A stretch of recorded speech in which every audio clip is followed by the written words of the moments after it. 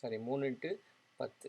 So 3 into 10 உங்களுடைய value $30 gain ஆகிருக்கு, $30 profit. ஓகேங்களா? ஸோ அதில் ஃபார்முலா பார்த்தோம். பை போடும்போது என்ன ஃபார்முலா, செல் போடும்போது என்ன ஃபார்முலா. பை போடும்போது closing price minus opening price. நான் சொன்னேன் இல்லைங்களா, இது க்ளோசிங் ப்ரைஸ், இது க்ளோசிங் ப்ரைஸு, இது வந்து sell price. Closing price minus opening price. Okay. Buy quote currency. Quote கரன்சினா நீங்கள் என்ன யூரோ யூஎஸ்டி பண்ணுறீங்களா, இல்லை என்ன பண்ணுறீங்களா, அக்கௌண்ட் கரன்சி. நீங்கள் அக்கௌண்ட்டில் எவ்வளோ, ஐ மீன் என்ன கரன்சி அக்கௌண்ட்டாக வச்சுருக்கீங்க உங்கள் அக்கௌண்ட்டில், அதை நான் சொன்னேன் இல்லையா. நீங்கள் டாலர்ஸாக இன்வெஸ்ட் பண்ணால் டாலர்ஸில் தான் உங்கள் ட்ரான்சாக்ஷன் இருக்கும். யூரோவாக இன்வெஸ்ட் பண்ணிங்கன்னா யூரோ தான் ட்ரான்சாக்ஷன் இருக்கும். Buy lot size. லாட்டு சைஸுன்றது என்னன்றதை நம்ம அப்புறம் பார்ப்போம். லாட்டு சைஸுன்றது என்னென்னா, நீங்கள் ஒரு இப்போது எத்தனை பிப்பு கிடைக்கிது. இப்போ நீங்கள் ஒரு உதாரணத்துக்கு செல்லோ பையோ போடும்போது பிப்ஸுன்றது உங்களுக்கு நிறையா வருது. ஸோ பிப்ஸுன்றது அந்த பிப்ஸை வந்து மல்டிபிள் பண்ண சொல்கிறோம். அப்போ அந்த இதோ இருக்குது பாருங்கள், மல்டிபிள்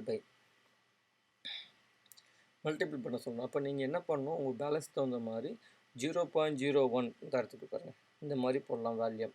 இந்த வேல்யூம்ன்றது 0.01லேருந்து ஆரம்பித்து 8 நம்பர் வரைக்கும் இருக்குது. நீங்கள் லாட்டு போடும்போது தெரியும் உங்களுக்கு, அந்த லாட் சைஸும்பாங்க வேல்யூம்பாங்க. ஸோ அது போடும்போது நீங்கள் ரொம்ப மினிமமாக போடணும். அப்போ தான் நம்ம பேலன்ஸு தக்க வச்சுக்க முடியும். நீங்கள் அதிகமாக போட்டிங்கன்னா 8ன்னு போட்டிருக்கீங்க ஆசைப்பட்டு, நம்ம சப்போஸ் நிறைய பேர், நானும் பண்ணியிருக்கேன் அந்த மாதிரி. ஃபார் எக்ஸாம்பிள் ஒரு உதாரணத்துக்கு 5ன்னு போட்டோன்னு வச்சுங்க. 5ன்னு போடும்போது நம்ம இப்போது 3 பிப்ஸில் நமக்கு கெயினாக இருந்துச்சுன்னா 3 × 5 15 கிடைக்கும். அதே சமயத்தில் 3 × 5 லாஸ் ஆகிடுதுன்னு வச்சுக்கிங்க, அகைன்ஸ்டாக போச்சு மார்க்கெட்னா 3 × 5 நமக்கு 15. ஸோ 3/5 15 நம்ம பேலன்ஸில் காலி ஆகிடும்.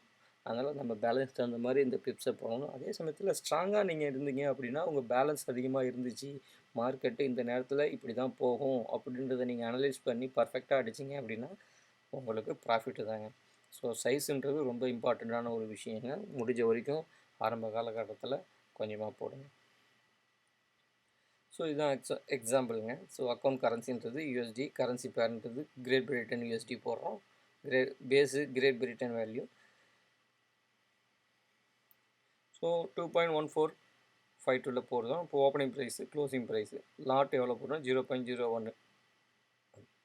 சாரி, இப்போது இந்த ஓப்பனிங் ப்ரைஸ் க்ளோசிங் போடுறோம். அதோட வேல்யூ பை லாட்டு பை இந்த இடத்துல 1 லேக் போடுறோம். ஓகேங்களா? ஸோ இதுதான் நம்மளுடைய ப்ராஃபிட் இந்த எக்ஸாம்பிளை பொறுத்த வரைக்கும். நெக்ஸ்ட்டு லாட்டு சைஸ்னால் என்னன்றதை நான் சொன்னேன் இல்லைங்களா. So standard unit size of transaction லாட்டுனா, ஓகேங்க, என்ன சொல்லுவாங்கன்னா